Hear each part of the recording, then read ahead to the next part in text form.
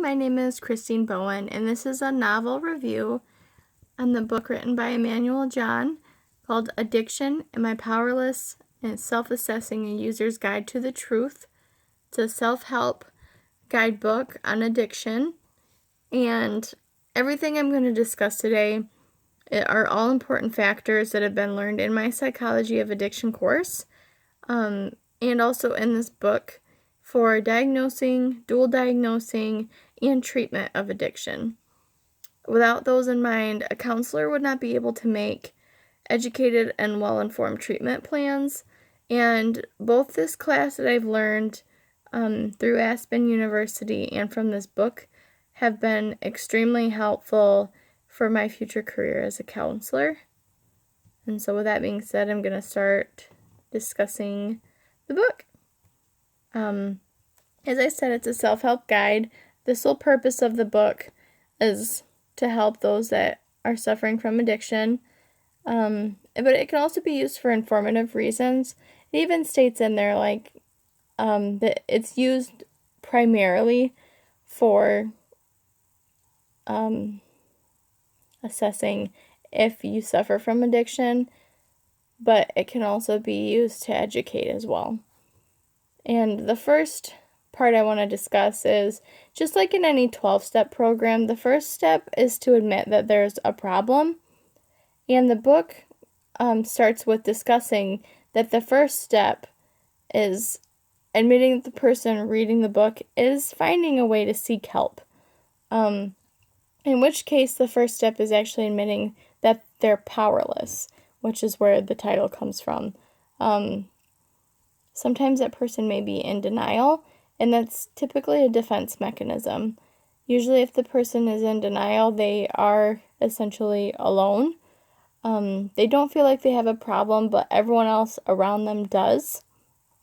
And in hindsight, this person eventually becomes cut off from life, whether that be people aren't answering their phone calls anymore or not calling them in general.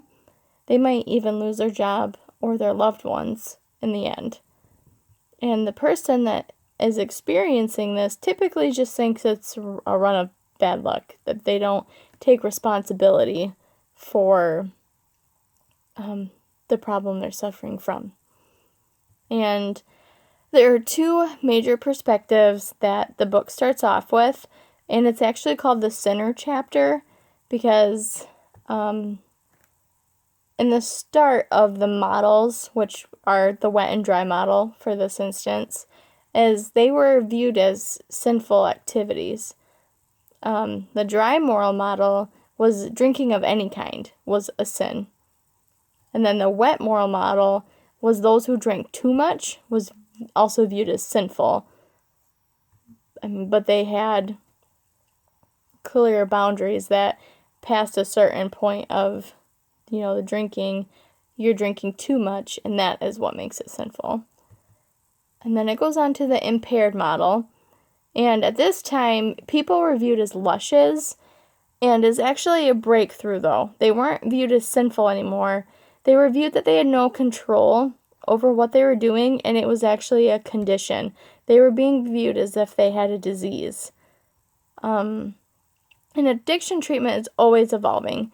The two models that are most often referred to as the 12-step model, which is a newer term, and the medical model, which is the older term, is only really effective for treatment if the person has the motivation to go through with it. If you show up and you don't want to get better, or you don't think you have a problem, then you're not going to have a successful treatment. Whereas those that show up and they're motivated to get better, and they are at their bottom, they feel guilt, they feel remorse, they are the ones that are more typically successful in treatment. And then it continues on and it goes into the more known models that are discussed in Psychology of Addiction. Is like the psychodynamic model. That is about personality traits and how they are leaned more towards addiction, instead of just being like the behavioral model where you are learning to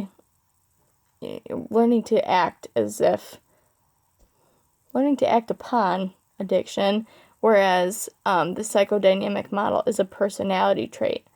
And the dysfunctional family model also goes along with that, where it's a personality trait, but that's because of environmental family factors creating that personality trait. And then the love factor model, that one is people use substance because of lack of nurturing.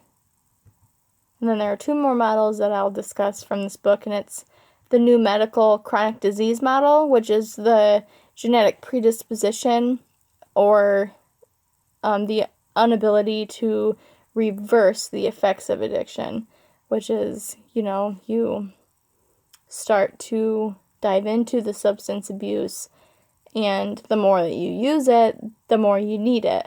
And that is relying on the effects of the addiction. And then last one is the holistic model, and that is focusing on all of the factors needed to be a healthy individual. And that's the physical, the mental, the spiritual, and the emotional factors. And the book continues on discussing that everyone that uses does so for the mood-altering effect. It might not necessarily to get high. It could be an experience or peer pressure, but either way, it's a mood-altering effect. And the effect that someone is paying for could be experienced with making changes in other aspects of their life, which is a pretty obvious answer, but could be difficult to actually do without proper treatment. After teaching the reader all of the definitions of the models and the effects drugs have on the body from withdrawals and the differences it takes on the limbic system, the differences for men and women, the book is finished with 20 questions. And after the reader answers these 20 questions, it goes further into detail as to why one may answer that way. And finally, there are stepping stones that mimic the grieving process, like fear, anger, guilt. They help the reader get past addiction step by step. And those are all of the important factors that I learned in my Psychology of Addiction course. And I found that they were incredibly helpful for what I will need in the future. Thank you.